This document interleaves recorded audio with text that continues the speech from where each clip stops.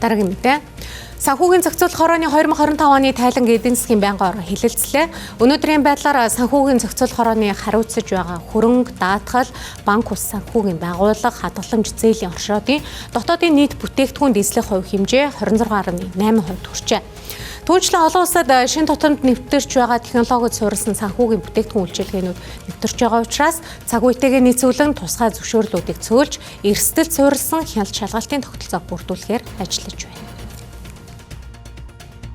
За Монгол улсын хэмжээнд 634 хувьцат компани, 354 даатгалын компани, 575 банк санхүүгийн байгууллага, 176 хадгаламж зээлийн хоршоо, 589 ламбард, 289 үйл хөдлөх хөрөнгө зуршлын компани, 52 үнэт металл үйлчлэгээ эрхлэгч аж ахуйн нэгж, 504 хувь хүн, шин тутамд хөгжиж байгаа 5 сэндбокс, виртуал хөрөнгийн үйлчлэгээ үзүүлж байгаа 18 компани байна. За эдгээр байгууллагуудын төлөөлөгчийн газруудыг оролцуулж тооцвол нийтдээ 11 төрлийн 5930 байгууллагын хяналт зохицуултыг санхүүгийн зохицуулах хороо хариуцан ажиллаж байгаа юм. За тэгвэл энэ салбаруудын өсөлт сүүлийн 5 жилийн хугацаанд эрчимжиж санхүүгийн зохицуулах хорооны 5 жилийн төлөвлөгөөний биелэлд хангалттай сайн хэрэгжиж байна гэсэн дүгнэлт гарчээ. За гэхдээ цаашид санхүүгийн зохицуулах хороо санхүүгийн зах зээлийн зохистой харьцааг нэмэгдүүлэхэд хэрхэн анхаарч байгааг байнгын орооны гишүүд тодрууллаа. Гадаадад үүсэж байгаа нөхцөл байдлын улмаас хэрвээ бид нэр бичил зээлээ тэлээд явах юм бол хэрэглээ өсөөд ханш эсвэл инфляцид бас нөлөөлөх магадaltaй байгаа учраас энэ талаар төлөвлөгөөгөө танилцуулж өгнө.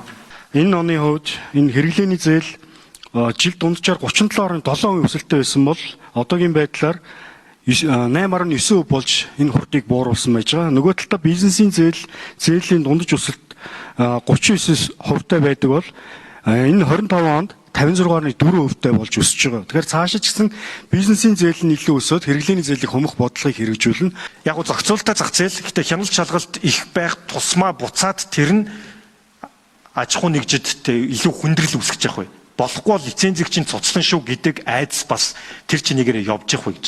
64 байсан нийт хууль дүрм журмыг цөөлөд 36 болгосон байж байгаа. За мөн одоогийн өргөн баригдсан байж байгаа зөвшөөрлийн тухай хуульд нэмэлт өөрчлөлт орвол тусгай зөвшөөрлийн тоог 33-аас 31, энгийн зөвшөөрлийг 26-аас 16, за 9 үйл ажиллагааг зөвхөн мэдэгдээд үйл ажиллагаа эрхэлж болно гэдэг энэ зохицуултыг бас хийгээд ажиллаж байгаа.